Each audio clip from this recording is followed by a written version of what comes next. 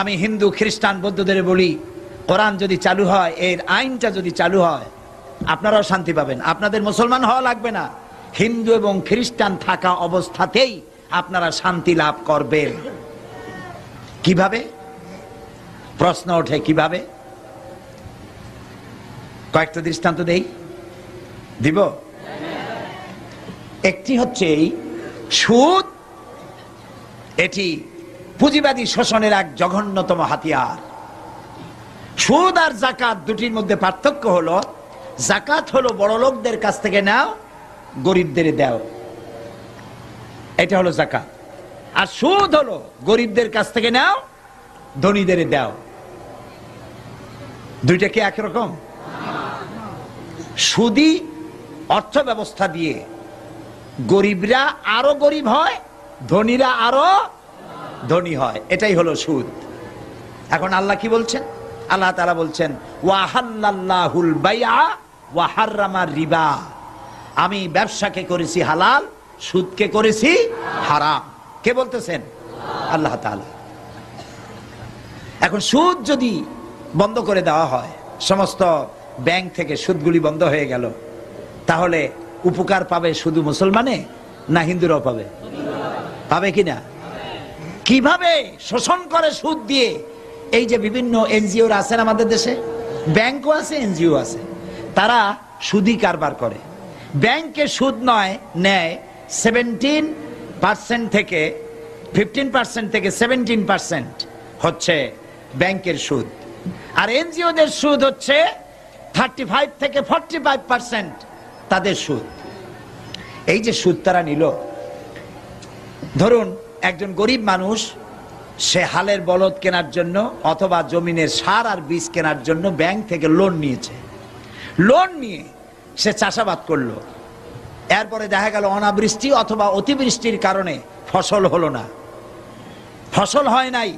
লোকটা তো ব্যাংকের কাছে ঋণী, এই ঋণ শোধ করবে কি দিয়া? ব্যাংক বৃষ্টি হয় নাই বলে, ফসল ভালো হয় নাই বলে ব্যাংক কি তার সুদ মাফ করবে? করবে না। তখন গরিব লোকটা কি করবে?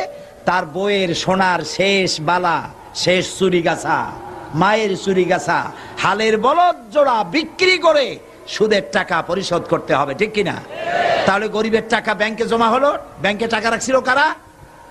কর না কেন? ধনীর টাকায় বরকত হইতে থাকলো, আর গরিব নিঃশেষ হতে হতে আরো নিঃশেষ হয়ে গেল।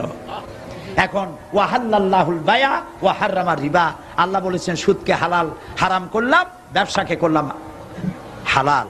এখন সুদ যদি ব্যাংক থেকে বন্ধ হয়ে যায়, সমস্ত ব্যাংক থেকে, তাহলে উপকার হবে শুধু মুসলমানের না উপকার হবে কাফের, হিন্দু, খ্রিস্টান, বৌদ্ধ সকলের উপর? বলেন বলেন। এখন এই সুদ কিভাবে বন্ধ করবেন আপনারা?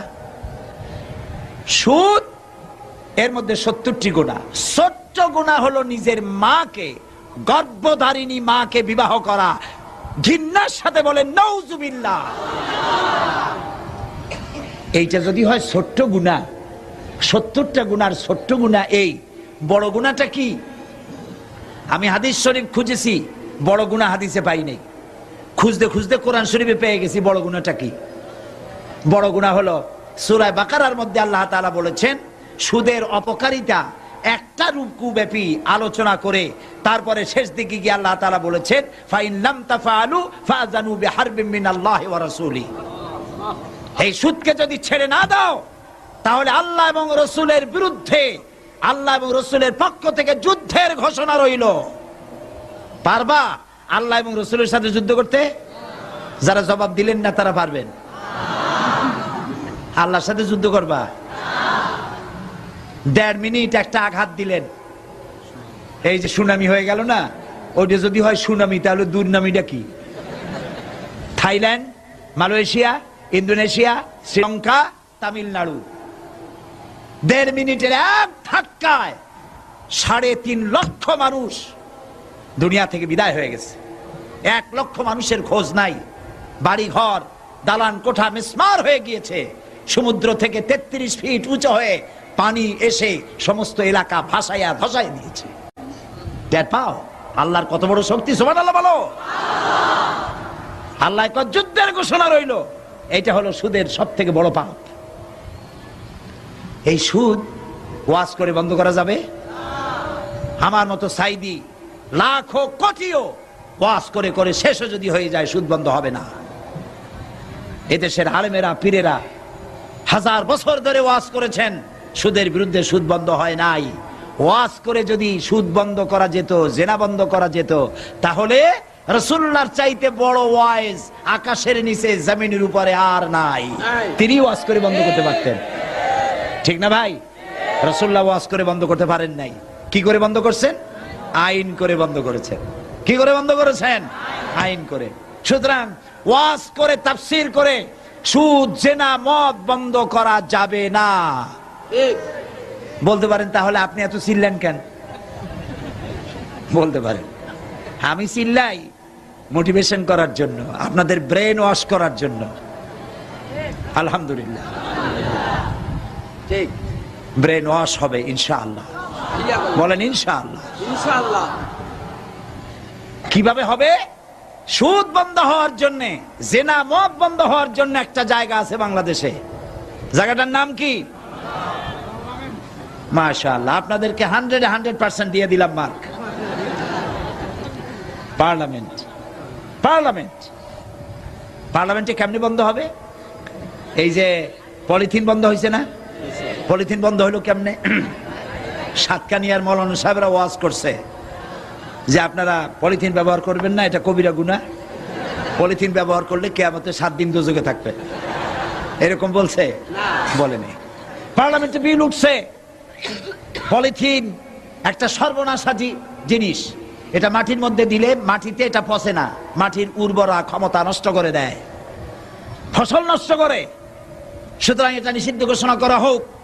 এটা বলার পর পার্লামেন্টে কণ্ঠভোটে পাশ হয়ে গেল। পরের দিন থেকে পলিথিন নিষিদ্ধ ঘোষিত হয়ে গেল। পলিথিনের উৎপাদন বিপণন সব দণ্ডনীয় অপরাধ হয়ে গেছে না বন্ধ? এখন দেখেন পার্লামেন্টে এই আইন পাশ করার জন্য, সুদ বিরোধী আইন পাশ করার জন্য শাহজাহান সাহেবের মতো লোক লাগবে। যারা সুদের ব্যবসা করে ওরা পারবে না। যারা সুদ খায়, সুদী ব্যাংকের সাথে লেনদেন করে, তাদের কাজ এটা নয়। সুদকে যারা মাকে বিবাহ করার মতো গুনাহ মনে করে, সেই রকমের লোক 2/3 মেজরিটি হতে হবে পার্লামেন্টে। কার মতো? শাহজাহান চৌধুরী সাহেবের মতো লোক বেশি হইতে হবে।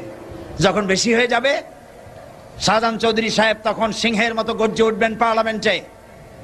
সুদকে আল্লাহ তাআলা হারাম করেছেন, সুতরাং এটি হচ্ছে মায়ের সাথে গর্ভধারিণী মাকে বিবাহ করার মতো গুনাহ।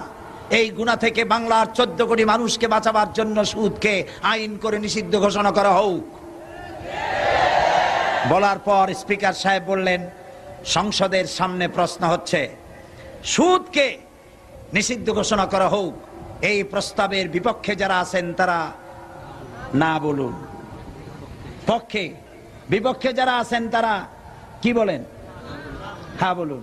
তো বিপক্ষে যারা আছে, অর্থাৎ সুদ চালু থাকুক, এটা যারা চাইবে তাদের সংখ্যা কম থাকবে, কারণ শাহজাহান সাহেবরা তখন বেশি হবে ইনশাআল্লাহ।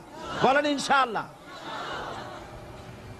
এরপরে স্পিকার সাহেব বলবেন, প্রস্তাবটির পক্ষে সুদ নিষিদ্ধ ঘোষণা করা হোক, এর পক্ষে যারা আছেন তারা হ্যাঁ বলুন।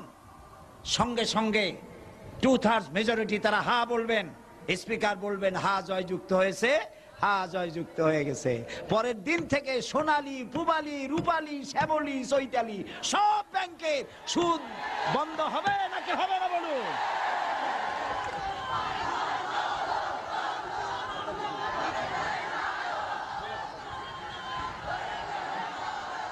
প্রিয় ভাই সব, এইভাবে সুদ, জেনা, মদ